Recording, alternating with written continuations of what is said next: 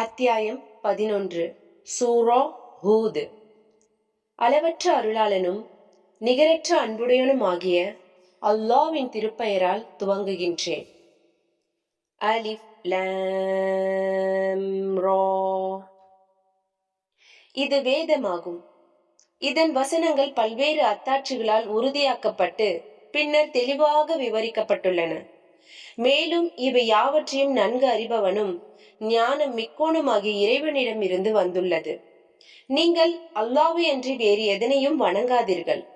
நிச்சயமாக நான் உங்களுக்கு அச்சமூட்டி எச்சரிப்பவனாகவும் நன்மாராயம் கூறுபவனாகவும் நான் அவனிடமிருந்து அனுப்பப்பட்டு இருக்கின்றேன் என்றும், நீங்கள் உங்கள் இறைவனிடம் மன்னிப்பை தேடி பாவங்களை விட்டு அவனிடம் திரும்புங்கள். நீங்கள் அவ்வாறு செய்தால் அவன் ஒரு குறித்த தவணை வரை உங்களுக்கு வாழ்க்கை வசதிகளை ஏற்படுத்துவான். இன்னும் அருளுடைய ஒவ்வொருவருக்கும் மறுமையில் தன் அருளை அதிகமாகவே கொடுப்பான்.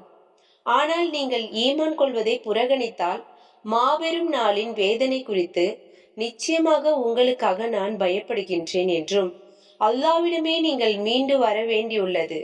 அவன் எல்லா பொருட்களின் மீதும் பேராற்றல் உடையவன் என்றும் நபியே நீர் கூறுவீராக.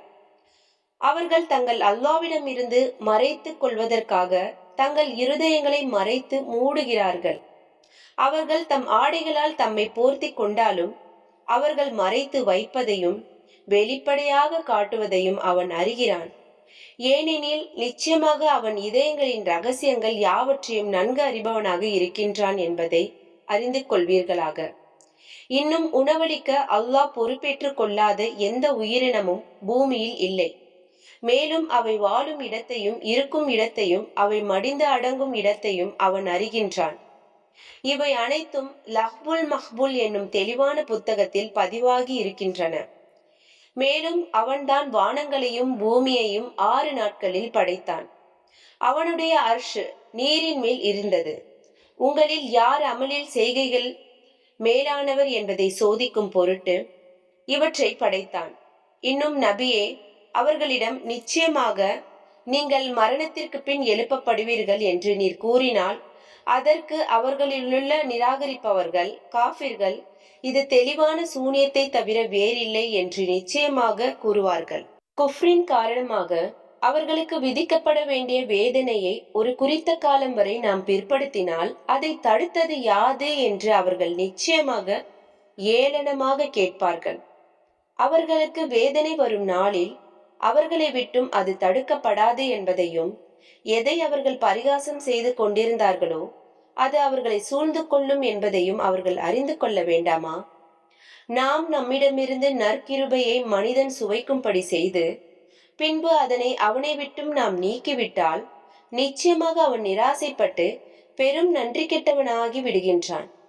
அவனுக்கு ஏற்பட்ட துன்பத்திற்கு பின் நாம் அருட்கொடைகளை அவன் அனுபவிக்கும்படி செய்தால் என்னை விட்டு கேடுகள் எல்லாம் போய்விட்டன என்று நிச்சயமாக கூறுவான்.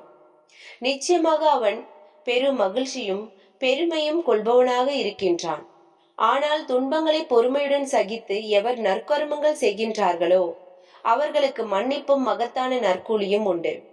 நபியே, நம் வசனங்களை அவர்கள் செவிமடுப்பதில்லையே என சடைந்து வஹி மூலம் உமக்கு அறிவிக்கப்பட்டவற்றில் சிலவற்றை விட்டுவிட என்னவோ அவர் மீது ஒரு பொக்கிஷம் இறக்கப்பட வேண்டாமா, அல்லது அவருடன் ஒரு மலக்கு வர வேண்டாமா என்று அவர்கள் கூறுவதனால் இதயம் சஞ்சலத்தால் இடுங்கியிருக்கவோ கூடும்.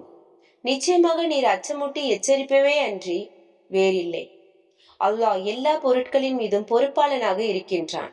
அல்லது இவ்வேதத்தை அவர் பொய்யாக கற்பனை செய்து கொண்டார் என்று அவர்கள் கூறுகிறார்கள். அப்படியானால் நீங்களும் இதை போன்ற கற்பனை செய்யப்பட்ட 10 அத்தியாயங்களை கொண்டு வாருங்கள்.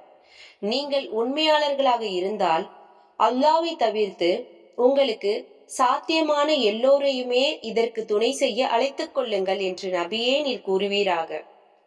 அவர்கள் உங்களுக்கு பதிலளிக்காவிட்டால் அறிந்து கொள்ளுங்கள், நிச்சயமாக இது அல்லாஹ்வின் ஞானத்தை கொண்டே அருளப்பட்டது. இன்னும் வணக்கத்திற்குரியவன் அவனன்றி வேறில்லை.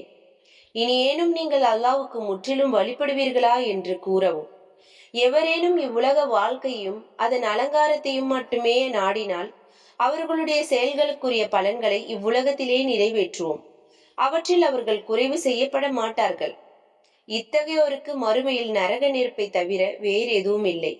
இவ்வுலகில் அவர்கள் செய்த யாவும் அழிந்துவிட்டன. அவர்கள் செய்து கொண்டிருப்பவையும் வீணானவையே. எவர் தன் இறைவனிடமிருந்து பெற்ற தெளிவின் மீது இருக்கிறாரோ, மேலும் இறைவனிடமிருந்து ஒரு சாட்சியாளர் எவரிடம் பக்கபலமாய் வந்திருக்கிறாரோ, மேலும் இதற்கு முன்னால் மூசாவுடைய வேதம் வழிகாட்டியாகவும் ரஹ்மத்தாகவும் இருக்கிறதோ, அவர்கள்தான் இதனை நம்புவார்கள். ஆனால் இக்கூட்டத்தாரர்களில் எவர் இதை நிராகரிக்கிறாரோ அவருக்கு வாக்களிக்கப்பட்டுள்ள இடம் நரக நெருப்பே ஆகும். ஆதலால் நபியே, இதை பற்றி நீர் சந்தேகத்தில் இருக்க வேண்டாம். இவ்வேதமானது நிச்சயமாக இறைவனிடமிருந்து வந்த உண்மையாகும். எனினும் மனிதர்களில் பெரும்பாலோர் நம்பிக்கை கொள்வதில்லை. அல்லாஹ்வின் மீது பொய்யான கற்பனையை சொல்பவனை விட பெரும் அநியாயக்காரன் யார்? அத்தகையோர் மறுமையில் தங்கள் இறைவன் முன் நிறுத்தப்படுவார்கள். இவர்கள்தான் தங்கள் இறைவன் மீது பொய் கூறியவர்கள் என்று சாட்சி கூறுவோர் சொல்வார்கள். இத்தகைய அநியாயக்காரர்கள் மீது அல்லாஹ்வின் சாபம் உண்டாகட்டும். அவர்கள் மனிதர்களை அல்லாஹ்வின் பாதையை விட்டு தடுக்கின்றார்கள். மேலும் அதில் கோணலையும் உண்டு பண்ண விரும்புகிறார்கள். இவர்கள்தான் மறுமையை நிராகரிப்பவர்கள் ஆவார்கள். இவர்கள் பூமியில் அல்லாஹ் திட்டமிட்டிருப்பதை தோற்கடித்து விட முடியாது. அல்லாஹ்வை தவிர இவர்களுக்கு வேறு பாதுகாவலர்கள் இல்லை. இவர்களுக்கு வேதனை இரட்டிப்பாக்கப்படும். அவர்கள் நல்லவற்றை கேட்கும் சக்தியை இழந்து விட்டார்கள். இவர்கள் நேர்வழியை காணவும் மாட்டார்கள். இவர்கள்தாம் தங்களுக்கு தாங்களே நஷ்டம் விளைத்துக் கொண்டார்கள். இவர்கள் கற்பனை செய்து கொண்டிருந்த தெய்வங்கள் யாவும் தீர்ப்பு நாளில் இவர்களை விட்டு மறைந்துவிடும். நிச்சயமாக இவர்கள் மறுமையில் பெரும் நஷ்டமடைந்தவர்களாக இருப்பார்கள் என்பதில் சிறிதும் சந்தேகமே இல்லை. நிச்சயமாக எவர்கள் நம்பிக்கை கொண்டு நற்கருமங்கள் செய்து இன்னும் தங்கள் இறைவனுக்கு முற்றிலும் அடிபணிகின்றார்களோ அவர்களே சுவனப்பதிக்குரியவர்கள். அங்கு அவர்கள் என்றென்றும் நிலைத்திருப்பார்கள். இவ்விரு பிரிவினர்களுக்கு உதாரணம், ஒரு பிரிவினர் குருடர் செவிடர் போலவும், இனியொரு பிரிவினர் நல்ல பார்வையுள்ளவர் நல்ல கேட்கும் சக்தியுடையவர் போலவும் இருக்கின்றனர். இவ்விரு பிரிவினரும் ஒப்புமையில் சமமாவரா? நீங்கள் சிந்திக்க வேண்டாமா? நிச்சயமாக நாம் நூஹை அவருடைய சமூகத்தாரிடம் அனுப்பி வைத்தோம். அவர் அவர்களை நோக்கி, நிச்சயமாக நான் உங்களுக்கு பகிரங்கமாக அச்சமூட்டி எச்சரிக்கை செய்பவன். நீங்கள் அல்லாஹ்வை அன்றி வேறு எவரையும் எதனையும் வணங்காதீர்கள். நிச்சயமாக நான் நோவினை தரும் நாளின் வேதனையை உங்களுக்கு அஞ்சுகின்றேன் என்று கூறினார். அவரை நிராகரித்த அவருடைய சமூகத்தின் தலைவர்கள் அவரை நோக்கி, நாம் உம்மை எங்களை போன்ற ஒரு மனிதராகவே அன்றி வேறு விதமாக காணவில்லை. எங்களுக்குள்ளே ஆழ்ந்த யோசனை செய்யாத இழிவானர்களன்றி வேறு எவரும் உம்மை பின்பற்றி நடப்பதாகவும் நாம் காணவில்லை. எங்களை விட உங்களுக்கு எந்த விதமான மேன்மை இருப்பதாகவும் நாம் காணவில்லை. மாறாக உங்களை எல்லாம் பொய்யர்கள் என்றே நாங்கள் எண்ணுகிறோம் என்று கூறினார்கள். அதற்கு அவர் மக்களை நோக்கி, என் சமூகத்தவர்களே, நீங்கள் கவனித்தீர்களா? நான் என் இறைவனிடமிருந்து பெற்ற தெளிவின் மீது இருந்து அவனிடமிருந்து நபித்துவம் என்னும் ஓர் அருளையும் அவன் எனக்கு தந்திருந்து அது உங்களுக்கு அறிய முடியாமல் மறைக்கப்பட்டு விடுமானால் நீங்கள் அதனை வெறுத்து கொண்டிருக்கும் போது அதனை பின்பற்றுமாறு நான் உங்களை நிர்பந்திக்க முடியுமா என்று கூறினார். அன்றியும் என் சமூகத்தவர்களே, இதற்காக அல்லாஹ்வின் கட்டளையை எடுத்து சொல்வதற்காக நான் உங்களிடம் எந்த பொருளையும் கேட்கவில்லை. என்னுடைய கூலி அல்லாஹ்விடமே அன்றி உங்களிடம் இல்லை. எனவே ஈமான் கொண்டவர்களை அவர்கள் நிலை எப்படி இருப்பினும் நான் விரட்டி விடுபவன் அல்ல. நிச்சயமாக அவர்கள் தம் இறைவனை நன்மையுடன் சந்திப்பவர்களாக இருக்கின்றனர். ஆனால் உங்களையே அறிவில்லா சமூகத்தவர்களாகவே நான் காண்கின்றேன். என் சமூகத்தவர்களே, நான் அவர்களை விரட்டிவிட்டால் அல்லாஹ்வின் தண்டனையிலிருந்து எனக்கு உதவி செய்பவர் யார்? இதை நீங்கள் சிந்திக்க வேண்டாமா?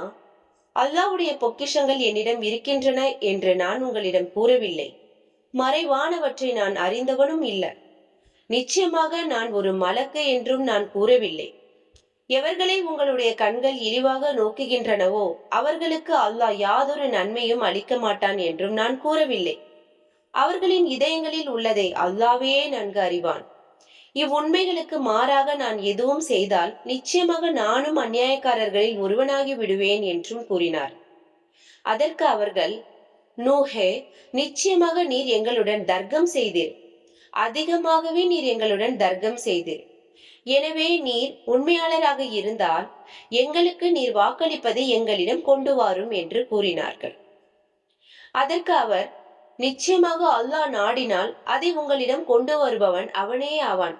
அதை நீங்கள் தடுத்துவிடக் கூடியவர்களும் அல்லர் என்று கூறினார். நான் உங்களுக்கு நல்ல உபதேசம் செய்ய கருதினாலும் உங்களை வழிகேட்டிலே விட்டு வைக்க அல்லாஹ் நாடி இருந்தால் என்னுடைய நல்ல உபதேசம் உங்களுக்கு யாதொரு பலனும் அளிக்காது. அவன்தான் உங்களை படைத்து பரிபாலிக்கும் உங்களுடைய இறைவன். அவனிடமே நீங்கள் மீண்டும் கொண்டு வரப்படுவீர்கள் என்றும் கூறினார்.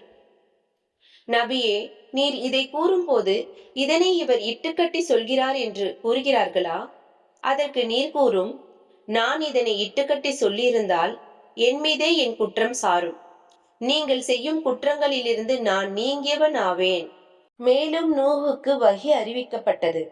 முன்னர் திட்டமாக நம்பிக்கை கொண்டவர்களை தவிர இனி உம்முடைய சமூகத்தாரில் நிச்சயமாக எவரும் நம்பிக்கை கொள்ள மாட்டார். ஆதலால் அவர்கள் செய்வதை பற்றி நீர் கவலைப்படாதீர். நம் கண் முன்பாகவே நம் வஹி அறிவிப்புக்கு ஒப்ப கப்பலை கட்டும். அநியாயம் செய்தவர்களை பற்றி பரிந்து இனி நீர் என்னிடம் பேசாதீர். நிச்சயமாக அவர்கள் பிரளயத்தில் மூழ்கடிக்கப்படுவார்கள். அன்றியும் எவன் மீது அவனை இழிவுபடுத்தும் வேதனை வரும் என்றும் எவன் மீது நிலைத்திருக்கும் வேதனை இறங்கும் என்றும் வெகு விரைவில் நீங்கள் தெரிந்து கொள்வீர்கள் என்றும் கூறினார். இறுதியாக நம் உத்தரவு வந்து அடுப்பு பொங்கவே நாம் நூஹை நோக்கி, உயிர் பிராணிகள் ஒவ்வொரு வகையிலிருந்தும் ஆண் பெண் கொண்ட ஒவ்வொரு ஜோடியை அக்கப்பலில் ஏற்றிக்கொள்ளும். மூழ்கடிக்கப்படுவார்கள் என்று எவர்களை குறித்து முன்பே நம் வாக்கு ஏற்பட்டு விட்டதோ அவர்களை தவிர உம் குடும்பத்தாரையும் ஈமான் கொண்டவர்களையும் ஏற்றிக்கொள்ளும் என்று நாம் கூறினோம். வெகு சொற்ப மக்களை தவிர மற்றவர்கள் அவருடன் ஈமான் கொள்ளவில்லை. இதிலே நீங்கள் ஏறிக்கொள்ளுங்கள். இது ஓடுவதும் நிற்பதும் அல்லாவின் பெயராலேயே நிகழ்கின்றன. நிச்சயமாக என் இறைவன் மன்னிப்பவனாகவும் கிருபையுடையவனாகவும் இருக்கின்றான் என்று கூறினார். பின்னர் அக்கப்பல் மலைகளை போன்ற அலைகளுக்கிடையே அவர்கள் சுமந்து கொண்டு செல்லலாயிற்று. அப்போது தம்மை விட்டு விலகி நின்ற தம் மகனை நோக்கி, என்னருமை மகனே, எங்களோடு நீயும் கப்பலில் ஏறிக்கொள், காபிர்களுடன் சேர்ந்து இராதே என்று நூஹ் அழைத்தார். அதற்கு அவன், என்னை தண்ணீரிலிருந்து பாதுகாக்கக்கூடிய ஒரு மலையின் மேல் சென்று நான் தப்பி விடுவேன் என கூறினான். இன்றைய தினம் அல்லாஹ் யாருக்கு அருள் புரிந்திருக்கின்றானோ அவரை தவிர அல்லாவின் கட்டளையிலிருந்து காப்பாற்றப்படுபவர் எவரும் இல்லை என்று கூறினார். அச்சமயம் அவர்களிடையே பேரலை ஒன்று எழுந்து குறுக்கிட்டது. அவன் மூழ்கடிக்கப்பட்டவர்களில் ஒருவனாகி விட்டான். பின்னர் பூமியே, நீ உன் நீரை விழுங்கிவிடு, வானமே மலையை நிறுத்திக்கொள் என்று சொல்லப்பட்டது. நீரும் குறைக்கப்பட்டது. இதற்குள் நிராகரித்தோர் நீரில் மூழ்கி அவர்கள் காரியமும் முடிந்துவிட்டது. கப்பல் ஜோதிமலை மீது தங்கியது. அநியாயம் செய்த மக்களுக்கு இத்தகைய அழிவுதான் என்று கூறப்பட்டது. நூஹ் தன் இறைவனிடம், என் இறைவனே, நிச்சயமாக என் மகன் என் குடும்பத்தை சேர்ந்தவனே, உன் வாக்குறுதி நிச்சயமாக உண்மையானது. நீதி வழங்குவோர்களிலெல்லாம் மேலான நீதிபதியாய் நீ இருக்கின்றாய் என கூறினார். அதற்கு இறைவன் கூறினான், நூஹே, உண்மையாகவே அவன் உன் குடும்பத்தை சேர்ந்தவன் அல்லன். நிச்சயமாக அவன் ஒழுக்கமில்லா செயல்களையே செய்து கொண்டிருந்தான். ஆகவே நீர் அறியாத விஷயத்தை பற்றி என்னிடம் கேட்க வேண்டாம். நீர் அறியாதவர்களில் ஒருவராகி விட வேண்டாம் என்று திடமாக நான் உமக்கு உபதேசம் செய்கின்றேன். என் இறைவா, எனக்கு எதை பற்றி நாணம் இல்லையோ அதை உன்னிடத்திலே கேட்பதை விட்டும் உன்னிடம் நான் பாதுகாப்பு தேடுகின்றேன். நீ என்னை மன்னித்து எனக்கு அருள் புரியவில்லை, ஆனால் நஷ்டமடைந்தோரில் நான் ஆகிவிடுவேன் என்று கூறினார். நூஹே, மீது உம்மோடு இருக்கின்ற மக்கள் மீதும் நமது பாதுகாப்புடன் அபிவிருத்திகளுடன் நீர் இறங்குவீராக. இன்னும் சில மக்களுக்கு நாம் சுகம் அனுபவிக்க செய்து பின்னர் நம்மிடமிருந்து நோவினை தரும் வேதனை அவர்களை தீண்டும் என்று கூறப்பட்டது. நபியே, உமக்கு இது மறைவான நிகழ்ச்சிகளில் உள்ளதாகும். நாம் இதனை உமக்கு வஹி மூலம் அறிவித்தோம். நீரோ அல்லது உம்முடைய கூட்டத்தினரோ இதற்கு முன் இதனை அறிந்திருக்கவில்லை. நீரும் பொறுமையை கைக்கொள்வீராக. நிச்சயமாக இறுதியில் நல்ல முடிவு பயபக்தி உடையவர்களுக்கு தான் கிட்டும். ஆதி சமூகத்தாரிடம் அவர்களுடைய சகோதரர் ஹூதை நம் தூதராக அனுப்பி வைத்தோம். அவர் சொன்னார், என்னுடைய சமூகத்தாரே, அல்லாவையே நீங்கள் வணங்குங்கள். அவனன்றி வேறு இறைவன் உங்களுக்கு இல்லை. நீங்கள் பொய்யர்களாகவே தவிர வேறில்லை. என் சமூகத்தார்களே, இதற்காக நான் உங்களிடம் ஒரு கூலியும் கேட்கவில்லை. எனக்குரிய கூலி எல்லாம் என்னை படைத்த அல்லாவிடமே இருக்கிறது. நீங்கள் இதை விளங்கிக் கொள்ள மாட்டீர்களா என்றும், என்னுடைய சமூகத்தார்களே, நீங்கள் உங்களுடைய இறைவனிடம் பிழைப்பொறுக்க தேடுங்கள். இன்னும் தௌபா செய்து அவன் பக்கமே மீளுங்கள். அவன் உங்கள் மீது வானத்திலிருந்து தொடராக மழையை அனுப்புவான். மேலும் உங்களுடைய வலிமையுடன் மேலும் வலிமை பெருகச் செய்வான். இன்னும் நீங்கள் அவனை புறக்கணித்து குற்றவாளிகளாகி விடாதீர்கள் என்றும் எச்சரித்தை கூறினார். அதற்கு அவர்கள், ஹூதே, நீர் எங்களிடம் எவ்வித அத்தாட்சியும் கொண்டு வரவில்லை. உம்முடைய சொல்லுக்காக எங்கள் தெய்வங்களை நாங்கள் விட்டுவிடுபவர்களும் அல்லர். நாங்கள் உம்மேல் ஈமான் கொள்கிறவர்களும் அல்லர் என்று பதில் கூறினார்கள். எங்களுடைய தெய்வங்களில் சில கேட்டை கொண்டும் உம்மை பிடித்துக் கொண்டன என்பதை தவிர நாங்கள் வேறு எதுவும் கூறுவதற்கில்லை என்றும் கூறினார்கள். அதற்கு அவர், நிச்சயமாக நான் அல்லாவை சாட்சியாக்குகின்றேன். நீங்கள் இணை பற்றி விட்டும் நிச்சயமாக நான் விலகிக் கொண்டேன் என்பதற்கு நீங்களும் சாட்சியாயிருங்கள் என்று கூறினார். ஆகவே அவனையன்றி நீங்கள் அனைவரும் ஒன்று சேர்ந்து எனக்கு சூழ்ச்சியை செய்து பாருங்கள். இதில் நீங்கள் எனக்கு எந்த அவகாசமும் கொடுக்க வேண்டாம் என்றும் கூறினார். நிச்சயமாக நான் எனக்கும் உங்களுக்கும் இறைவனாக இருக்கும் அல்லாவிடமே பொறுப்பை ஒப்படைத்து விட்டேன். எந்த உயிர் பிராணியாயினும் அதன் முன்னேற்றி உரோமத்தை அவன் பிடித்தவனாகவே இருக்கின்றான். நிச்சயமாக என் இறைவன் நேரான வழியில் இருக்கின்றான். நீங்கள் இவ்வுபதேசத்தை புறக்கணிப்பீர்களாயின் எதற்காக நான் உங்களிடம் அனுப்பப்பட்டேனோ அதனை நிச்சயமாக நான் உங்களிடம் சேர்ப்பித்து விட்டேன். இன்னும் என்னுடைய இறைவன் நீங்கள் அல்லாத வேறு ஒரு சமூகத்தை உங்களுக்கு பதிலாக வைத்து விடுவான். அவனுக்கு எப்பொருளையும் கொண்டு நீங்கள் அவனுக்கு யாதொரு தீங்கும் செய்ய முடியாது. நிச்சயமாக என் இறைவன் யாவற்றையும் பாதுகாப்பவனாக இருக்கின்றான் என்றும் கூறினார். நம்முடைய தண்டனைக்காக உத்தரவு வந்தபோது ஹூதையும் அவருடன் ஈமான் கொண்டவர்களையும் நம் ரஹ்மத்தை கிருபையை கொண்டு காப்பாற்றினோம். இன்னும் கடுமையான வேதனையை விட்டும் அவர்களை ஈடேற்றினோம். நபியே, இதோ ஆது கூட்டத்தினர். அவர்கள் தங்கள் இறைவனின் அத்தாட்சிகளை நிராகரித்து அவனுடைய தூதர்களுக்கும் மாறு செய்தார்கள். ஒவ்வொரு பிடிவாதக்கார வம்பர்களின் கட்டளையையும் பின்பற்றினார்கள். எனவே அவர்கள் இவ்வுலகிலும் நியாய தீர்ப்பு நாளிலும் அல்லாவின் சாபத்தினால் தொடர பெற்றனர். அறிந்து கொள்வீர்களாக, நிச்சயமாக ஆது கூட்டத்தார் தங்கள் இறைவனுக்கு மாறு செய்தார்கள். இன்னும் அறிந்து கொள்வீர்களாக, ஊதுடைய சமுதாயமான ஆது கூட்டத்தாருக்கு கேடுதான். இன்னும் சமுது கூட்டத்தினர்பால் அவர்கள் சகோதரர் சாலியை நம் தூதராக அனுப்பினோம். அவர் சொன்னார், என் சமூகத்தாரே, அல்லாவையே நீங்கள் வணங்குங்கள். அவனை தவிர உங்களுக்கு வேறு நாயன் இல்லை. அவனே உங்களை பூமியிலிருந்து உண்டாக்கி அதிலே உங்களை வசிக்கவும் வைத்தான். எனவே அவனிடமே பிழை பொறுக்க தேடுங்கள். இன்னும் தௌபா செய்து அவன் பக்கமே மீளுங்கள். நிச்சயமாக என் இறைவன் உங்களுக்கு மிக அருகில் இருக்கின்றான். நம் பிரார்த்தனைகளை ஏற்பவனாகவும் இருக்கின்றான். அதற்கு அவர்கள், சாலிஹே, இதற்கு முன்னேறெல்லாம் நீர் எங்களிடையே நம்பிக்கைக்குரியவராக இருந்தீர். எங்களுடைய மூதாதையர்கள் எதை வணங்கினார்களோ அதை வணங்குவதை விட்டு எங்களை விலக்குகின்றீரா? மேலும் நீர் எங்களை எதன் பக்கம் அழைக்கிறீரோ அதை பற்றி நிச்சயமாக நாங்கள் பெரும் சந்தேகத்தில் இருக்கின்றோம் என்று கூறினார்கள். என் சமூகத்தாரே, நீங்கள் கவனித்தீர்களா? நான் என் இறைவனிடத்திலிருந்து தெளிவான அத்தாட்சியை பெற்றிருக்க, அவன் தன்னிடமிருந்து எனக்கு ரஹ்மத்தும் அருளும் வழங்கியிருக்க, நான் அவனுக்கு மாறு செய்தால் அல்லாவை விட்டும் எனக்கு உதவி செய்பவர் யார்? நீங்களோ எனக்கு இழப்பை தவிர வேறு எதையும் அதிகமாக்கி விடமாட்டீர்கள் என்று கூறினார். அன்றியும் என் சமூகத்தாரே, உங்களுக்கு ஒரு அத்தாட்சியாக இதோ, இது அல்லாஹ்வுடைய ஒரு பெண் ஒட்டகம். ஆகவே அல்லாவின் பூமியில் எதேச்சையாக அதை மேய விட்டுவிடுங்கள். எந்த விதமான தீங்கும் செய்ய கருதி அதனை தீண்டாதீர்கள். அப்படி நீங்கள் செய்தால் அதி சீக்கிரத்தில் உங்களை வேதனை பிடித்துக் கொள்ளும் என்று கூறினார். ஆனால் அவர்கள் அதனை கொன்று விட்டார்கள். ஆகவே அவர் அம்மக்களிடம், நீங்கள் உங்களுடைய வீடுகளில் 3 நாள்களுக்கு சுகம் அனுபவிங்கள். பின்னர் உங்களுக்கு அழிவு வந்துவிடும். இது பொய்ப்பிக்க முடியாத வாக்குறுதியாகும் என்று கூறினார். நமது கட்டளை வந்தபோது சாலியையும் அவரோடு ஈமான் கொண்டவர்களையும் நமது அருளால் காப்பாற்றினோம். மேலும் அன்றைய நாளின் இழிவிலிருந்தும் காப்பாற்றினோம்.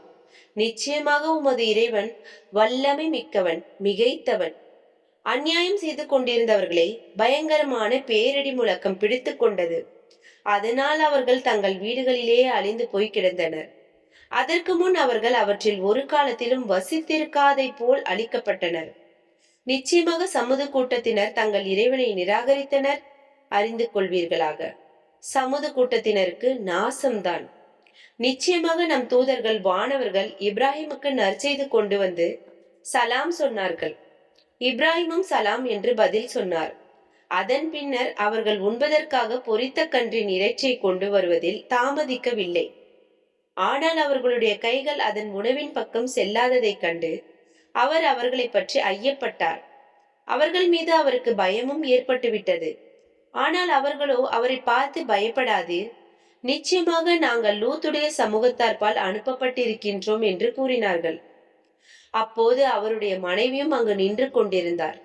இன்னும் அவர் சிரித்தார். அவருக்கு நாம் இஸ்ஹாக்கை பற்றியும் இஸ்ஹாக்கு பின் யாக்கூபை பற்றியும் நன்மாராயம் கூறினோம். அதற்கு அவர் கூறினார், ஆ கைசேதமே, நான் முதியவளாகவும் இதோ என் கணவர் முதியவராகவும் இருக்கும் நிலையில் நான் குழந்தை பெறுவேனா? நிச்சயமாக இது ஆச்சரியமான விஷயம்தான். அதற்கு அவர்கள், அல்லாவின் கட்டளையை பற்றி ஆச்சரியப்படுகிறீரா?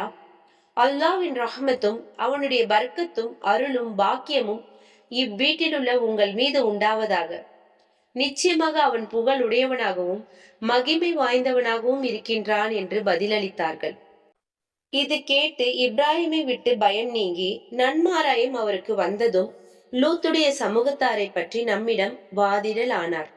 நிச்சயமாக இப்ராஹிம் சகிப்புத்தன்மை உடையவராகவும் இலகிய மனம் கொண்டவராகவும் எதற்கும் இறைவன் பால் முகம் திரும்புவராகவும் இருந்தார். இப்ராஹிமே, அம்மக்கள் மீது கொண்ட இரக்கத்தால் இதை பற்றி வாதிடாது.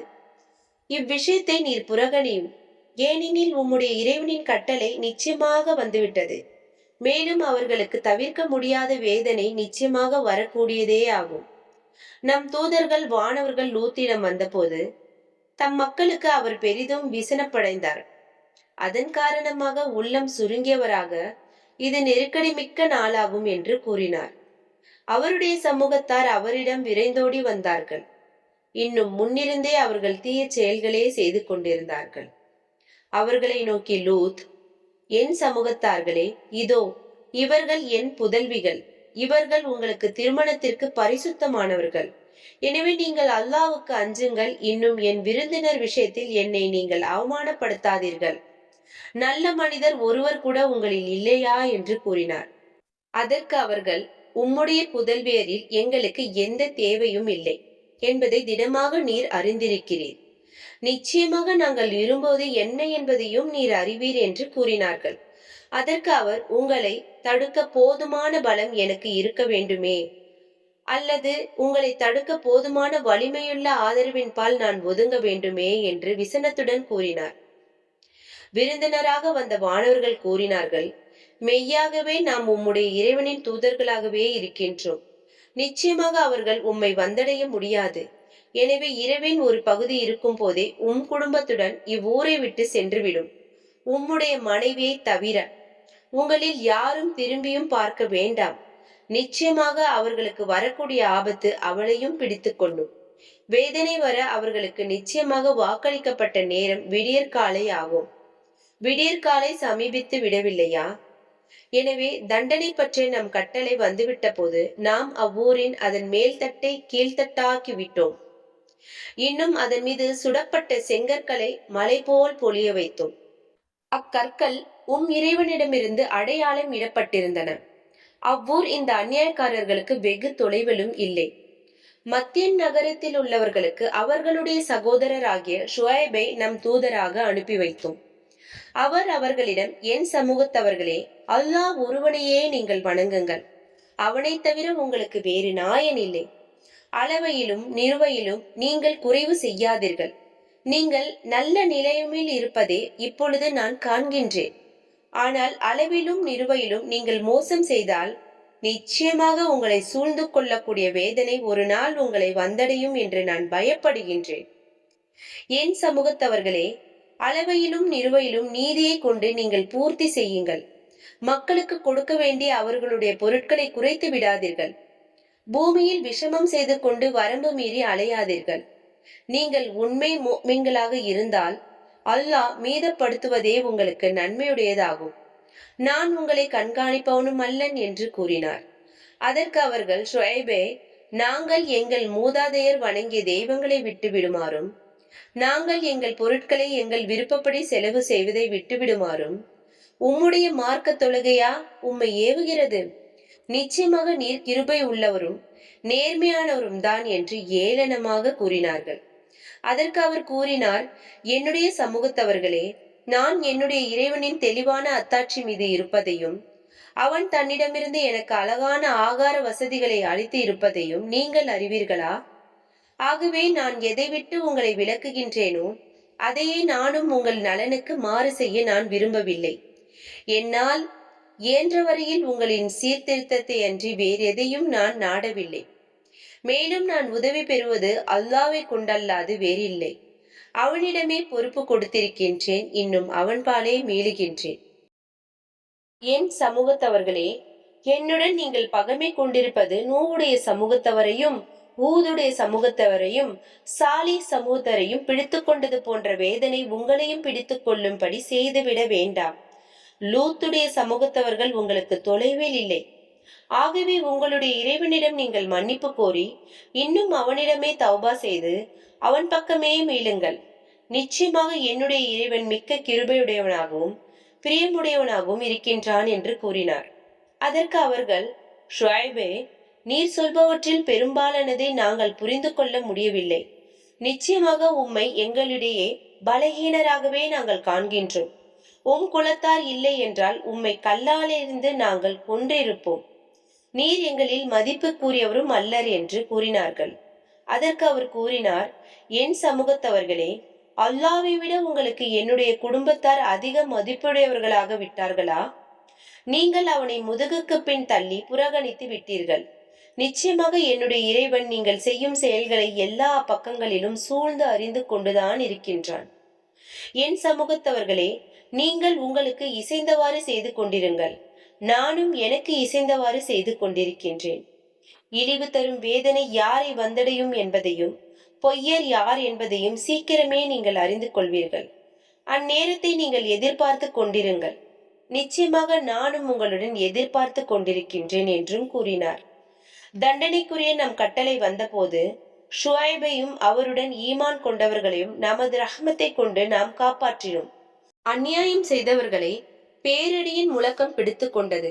அவர்கள் தம் வீடுகளில் இருந்தவாறே காலையில் இறந்து கிடந்தனர். அவ்வீடுகளில் அவர்கள் ஒரு காலத்திலும் வாழ்ந்திராதவர்கள் போல் ஆகிவிட்டனர். தெரிந்து கொள்ளுங்கள், சமுது கூட்டத்தினர் சாபக்கேட்டினால் நாசமானது போன்று மத்தியனுக்கும் நாசம்தான். நிச்சயமாக நாம் மூசாவை நம் வசனங்களுடன் தெளிவான அத்தாட்சியுடனும் அனுப்பி வைத்தோம்.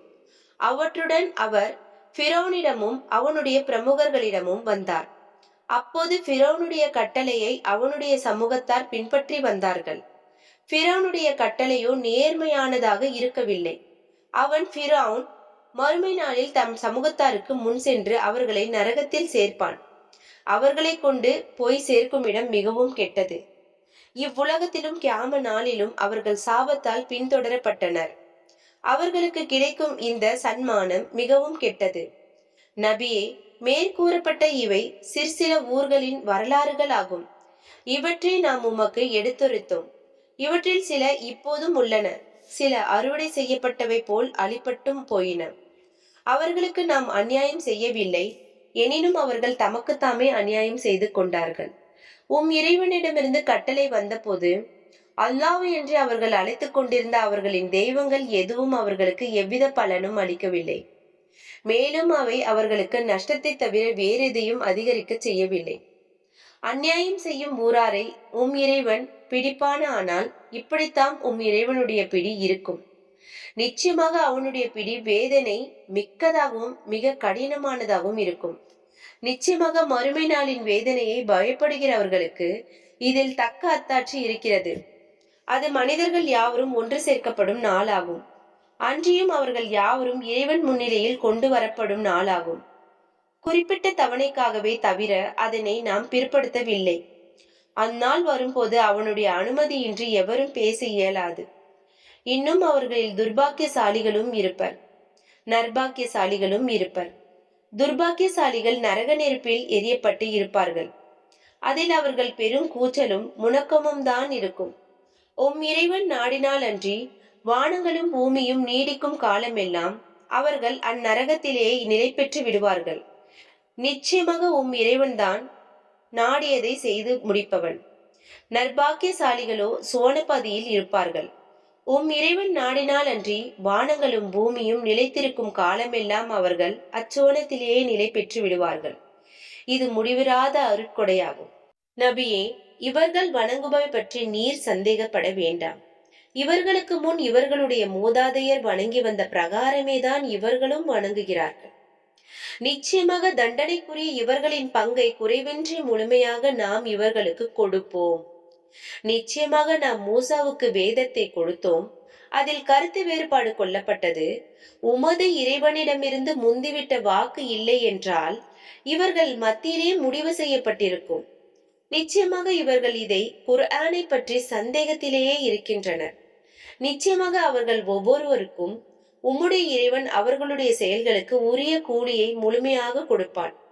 நிச்சயமாக அவன் அவர்கள் செய்வதை அறிந்தவனாக இருக்கின்றான். நீரும் உம்மோடு திருந்தியவரும் ஏவப்பட்டவாறே உறுதியாக இருப்பீர்களாக. வரம்பு மீறி விடாதீர்கள். நிச்சயமாக அவன் நீங்கள் செய்வதை கவனித்தவனாக இருக்கின்றான். இன்னும் யார் அநியாயம் செய்கிறார்களோ அவர்களின் பக்கம் நீங்கள் சாய்ந்து விடாதீர்கள். அப்படி செய்தால் நரக நெருப்பு உங்களை பிடித்துக் கொள்ளும். அல்லாஹ்வை அன்றி உங்களை காப்பாற்றுவோர் எவரும் இல்லை. மேலும் நீங்கள் அவனுக்கு எதிராக வேறு எவராலும் உதவி செய்யப்படவும் மாட்டீர்கள். பகலின் காலை மாலை ஆகிய இரு முனைகளிலும் இரவின் பகுதியிலும் நீங்கள் தொழுகையை நிலைப்படுத்துவீராக. நிச்சயமாக நற்செயல்கள் தீச்செயல்களை போக்கிவிடும். இறைவனை நினைவு கூறுவோருக்கு இது நல்ல உபதேசமே ஆகும். நபியே, எந்நிலையிலும் பொறுமையை கடைபிடிப்பீராக. நிச்சயமாக அல்லாஹ் அழகிய செயல்கள் செய்வோரின் கூலியை வீணாக்கி விடமாட்டான். உங்களுக்கு முன்னால் இருந்த சமுதாயங்களில் இந்த பூமியில் குழப்பங்களை தடுக்கக்கூடிய அறிவுடையோர் இருந்திருக்க கூடாதா? மிக குறைவாகவே தவிர அவ்வாறு இருக்கவில்லை. அவர்களை நாம் காப்பாற்றினோம். யார் அநியாயம் செய்தார்களோ அவர்கள் தங்கள் செல்வ செருக்கையை பின்பற்றுகிறார்கள். மேலும் குற்றவாளிகளாகவும் இருந்தார்கள். நபியே, ஒரு ஊராரை அவ்வூரார் சீர்திருத்தி கொண்டிருக்கும் நிலையில் அநியாயமாக இறைவன் அழிக்க மாட்டான். இறைவன் நாடியிருந்தால் மனிதர்கள் அனைவரையும் ஒரே சமுதாயத்தராக ஆக்கியிருப்பான். அவன் அப்படி ஆக்கவில்லை. எனவே அவர்கள் எப்போதும் பேதப்பட்டு கொண்டே இருப்பார்கள். அவர்களில் உம்முடைய இறைவன் அருள் புரிந்தவர்களை தவிர இதற்காகவே அவர்களை படைத்திருக்கின்றான். நிச்சயமாக நான் ஜின்கள் மனிதர்கள் ஆகிய யாவரை கொண்டும் நரகத்தை நிரப்புவேன் என்று இறைவனுடைய வாக்கும் பூர்த்தியாகிவிடும். நம் தூதர்களின் வரலாறுகளில் இருந்து இவை யாவற்றையும் இதயத்தை திடப்படுத்துவதற்காக உமக்கு கூறினோம். இவற்றில் உமக்கு சத்தியமும் நல்ல உபதேசமும் முஃமின்களுக்கு நினைவூட்டலும் வந்து இருக்கின்றன. நம்பிக்கை கொள்ளாதவர்களிடம் நபியே நீர் கூறுவீராக, நீங்கள் உங்கள் போக்கில் நடந்து கொள்ளுங்கள். நிச்சயமாக நாங்களும் எங்கள் போக்கில் செயல்படுகின்றோம். நீங்கள் உங்கள் போக்கின் முடிவை எதிர்பார்த்து கொண்டிருங்கள். நாங்களும் அவ்வாறு எதிர்பார்த்து கொண்டிருக்கின்றோம். வானங்களிலும் பூமியிலும் உள்ள மறைப்பொருள்கள் ரகசியங்கள் பற்றிய ஞானம் அல்லாஹ்வுக்கே உரியது. அவனிடமே எல்லா கருமங்களும் முடிவு காண மீளும். ஆகவே அவனையே வணங்குங்கள். அவன் மீதே பரஞ்சாட்டி உறுதியான நம்பிக்கை வையுங்கள். நீங்கள் செய்பவை குறித்து இறைவன் பராமுகமாக இல்லை.